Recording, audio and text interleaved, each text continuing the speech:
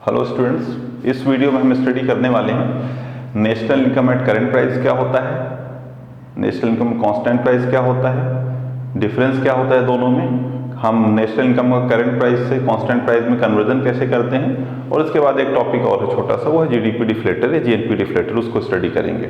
अभी तक देखिए हमने लगभग हमारे 4 चैप्टर या फर्स्ट यूनिट कंप्लीट होने वाली है मैक्रो इकोनॉमिक्स की। हमने कैलकुलेशन ऑफ नेशनल इनकम की तीनों मेथड स्टडी कर ली है और हमने देखा कि कैसे उनको यूज़ करते हैं। With the help of examples हमने क्वेश्चन भी सॉल्व किए। अब ये छोटे छोटे 1-2 टॉपिक और बचे हैं चैप्टर 4 के, उनको हम स्टडी करते हैं और इस वीडियो में हम ये चैप्टर 4 फिनिश भी करने वाले हैं। तो आइए देखते हैं national income at current prices, ये नॉमिनल नेशनल इनकम क्या होती है।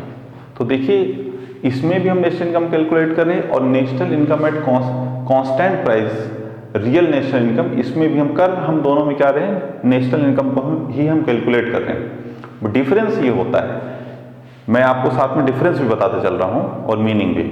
डिफरेंस ये होता है कि नॉमिनल नेशनल इनकम जब हम कैलकुलेट करते हैं, तो जब यहाँ पे हम नेशनल इनकम कैलकुलेट करते हैं तो हम गुड्स और सर्विसेज को जो करंट प्राइस होता है, जो उस ईयर का मार्केट में प्रिवेलिंग प्राइस होता है, उस ईयर के करंट प्राइस में हम गुड्स और सर्विसेज को कैलकुलेट करते हैं। तो इससे जो हमको इनकम मिलती है, इससे जो हमको वैल्यू मिलती है, उसको हम कहते हैं नॉमिनल नेशनल इनकम या national income at current prices.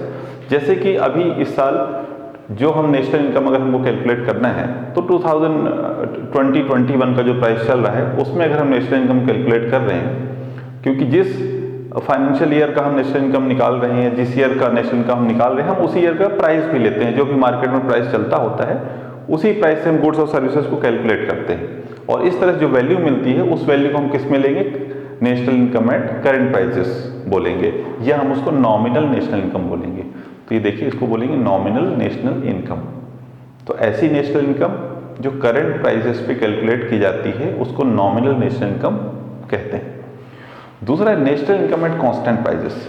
देखिए national income at constant price किसे बोलते हैं, तो इसमें हम लेते हैं, इसको हम ऐसी नेशनल इनकम कहेंगे जिसको हम किसी बेस ईयर के प्राइजेस से कैलकुलेट करते हैं। तो इसमें जो गुड्स और सर्विसेज का प्राइस होता है उसको हम बेस ईयर के प्राइस से कैलकुलेट करते हैं, इसको रियल नेशनल इनकम भी कहते हैं। जैसे कि अच्छा बेस ईयर क्या होता है, ये इसको समझ लेते हैं। बेस ईयर का मतलब होता है, बेस ईयर का मतलब होता है ये एक ऐसा ईयर होता है जिसमें इकोनॉमिक फ्लक्चुएशंस नहीं होते हैं, प्राइस में बहुत ज़्यादा उतार चढ़ाव नहीं होता है, इन्फ्लेशन डिफ्लेशन नहीं होता है। एक नॉर्मल ईयर जो होता है जिसमें फ्लक्चुएशन नहीं होता है मार्केट में, उसको हम बेस ईयर लेते हैं। जैसे कि हम 2011-12 को बेस ईयर अगर हम लेते हैं यहाँ पे और उसके बेस पे हम 2020-2021 की जो इस फाइनेंशियल ईयर की जो नेशनल इनकम है उसको अगर हम बेस ईयर के प्राइसेस से कैलकुलेट करते हैं, तो जो गुड्स और सर्विसेज इस साल प्रोड्यूस हुए हैं उनको हम कैलकुलेट किस प्राइस पे कर रहे हैं, बेस ईयर की प्राइस को लेके कैलकुलेट कर रहे हैं। तो इस तरह जो हमको वैल्यू मिलेगी वो कहलाएगी, इस तरह जो हमको वैल्यू मिलेगी नेशनल इनकम मिलेगी वो कहलाएगी national income at constant prices, या इसको हम रियल नेशनल इनकम भी कहते हैं। तो दोनों के बीच में डिफरेंस देखिए, दोनों में निकाल हम नेशनल इनकम ही रहे हैं। अंतर इतना है कि नॉमिनल जब नेशनल इनकम हम कैलकुलेट कर रहे हैं तो इसमें हम करंट ईयर के प्राइसेस से गुड्स और सर्विसेज की वैल्यू ले रहे हैं, ये वैल्यू निकाल रहे हैं, और रियल नेशनल इनकम में जब हम नेशनल इनकम कैलकुलेट कर रहे हैं तो इसमें हम बेस ईयर के प्राइसेस पे अपनी नेशनल इनकम को कैलकुलेट कर रहे हैं। तो अंतर क्या है, करंट ईयर का प्राइस और बेस ईयर का प्राइस, बस यही डिफरेंस है दोनों में। और इससे बहुत ज़्यादा चीज़ें बदल भी जाती हैं। कैसे बदलती हैं वही हम इसमें बात करते हैं, यही इनमें डिफरेंस भी है। Difference between national income at current price and constant price. देखिए कभी क्वेश्चन में आता है कि भाई नॉमिनल नेशनल इनकम क्या होती है, तो आपको पता होना चाहिए करंट प्राइजेस पे जब नेशनल इनकम कैलकुलेट की जाती है तो उसको नॉमिनल नेशनल इनकम कहते हैं, और बेस ईयर के प्राइजेस पे जब नेशनल इनकम कैलकुलेट की जाती है तो उसको रियल नेशनल इनकम कहते हैं।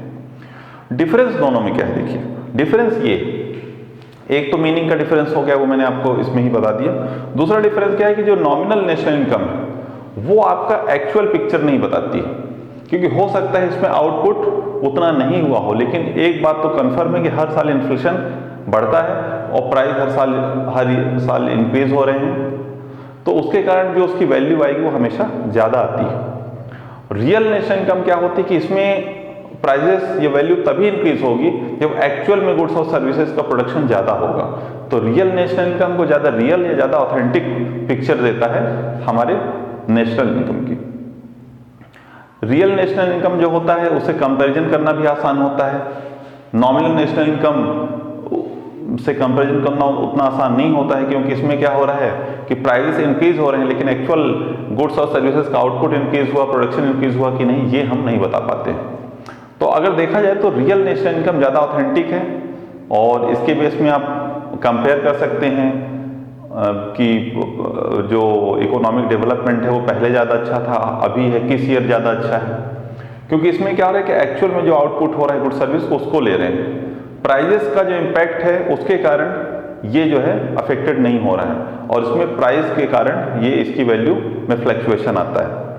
तो हो सकता है कि प्रोडक्शन उतना नहीं हुआ हो फिर भी इसकी वैल्यू ज़्यादा है, लेकिन जब हम national income at constant price को कैलकुलेट करते हैं, रियल नेशनल इनकम कैलकुलेट करते हैं, तो इसमें रियल वैल्यू आती है। अगर एक्चुअल में गुड्स और सर्विस का प्रोडक्शन ज़्यादा होगा तो तभी इसकी वैल्यू इंक्रीज होती है। तो ये दोनों में डिफरेंस हुआ, और ये इकोनॉमिक्स में इंपॉर्टेंट भी इसीलिए है क्योंकि एक ज़्यादा रियल पिक्चर बताते इसलिए हम इसको रियल इनकम कहते हैं, और एक नॉमिनल नेशनल इनकम है क्योंकि ये जो वैल्यू बता रहे हैं उतनी ऑथेंटिक नहीं, क्योंकि प्राइजेस जो होते हैं, प्राइजेस में चेंज होना, उसके कारण हमको सही पिक्चर नहीं मिलती। अब देखते हैं एक छोटा सा फॉर्मूला है, conversion of national income at current prices into constant prices. तो करेंट प्राइस की जो नेशनल इनकम है उसको कांस्टेंट प्राइस में कन्वर्ट कैसे करते हैं। तो देखिए उसके लिए हमको क्या लगता है, प्राइस इंडेक्स का हम यूज करते हैं। ये जो प्राइस इंडेक्स है तो ये क्या करता है कि ये जो प्राइस है P1 is price of current year और P0 और P0 is the price of base year. तो हम करंट ईयर का प्राइस लेते हैं, बेस ईयर का प्राइस लेते हैं, इंटू करते हैं 100 से, तो इससे हमको जो इससे हमारा निकलेगा करंट प्राइस इंडेक्स। तो ये बताता है, कंपेयर करता है बेस ईयर और करंट ईयर के प्राइजेस में कंपैरिजन करता है और चेंज बताता है कि कितना चेंज हो रहा है। उसकी हेल्प से फिर हम क्या करेंगे, national income at constant price को कैलकुलेट करते हैं।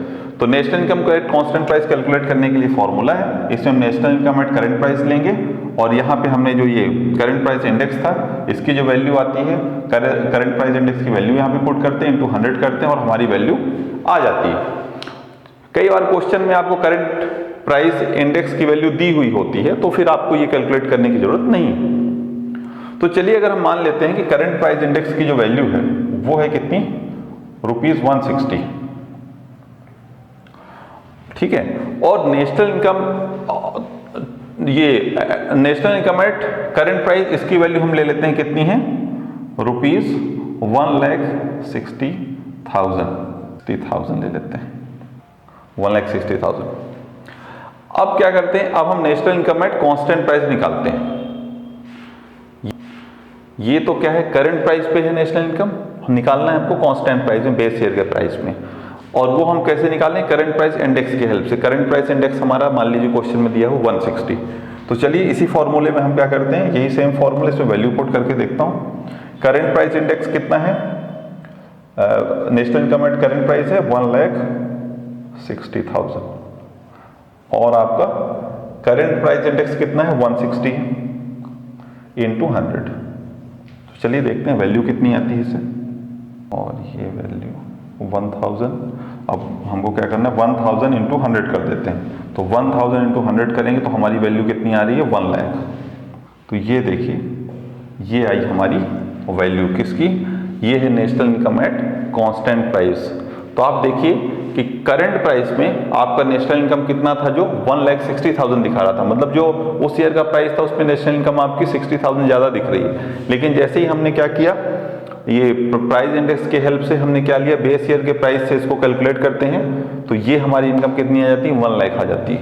तो ये आप डिफरेंस देख सकते हैं कि किस तरह से करंट प्राइस जो होता है वो आपकी नेशनल इनकम को ज़्यादा दिखाता है, और बेस ईयर के प्राइस में, जिसको हम रियल जीडीपी भी कहते हैं, रियल नेशनल इनकम भी कहते हैं, उसमें आपकी एक्चुअल पिक्चर सामने आती है। तो इस तरह से फॉर्मूले का यूज़ करके वैल्यू पुट करके आप आंसर इसका निकाल सकते हैं। अब इसके बाद देखते हैं जीडीपी डिफ्लेटर या जीएनपी डिफ्लेटर को स्टडी टॉपिक और लेते हैं। This is about GDP deflator. इसको और क्या कहते हैं? प्राइस इंडेक्स कहते हैं। इसके पहले हमने करंट प्राइस इंडेक्स की स्टडी किया था।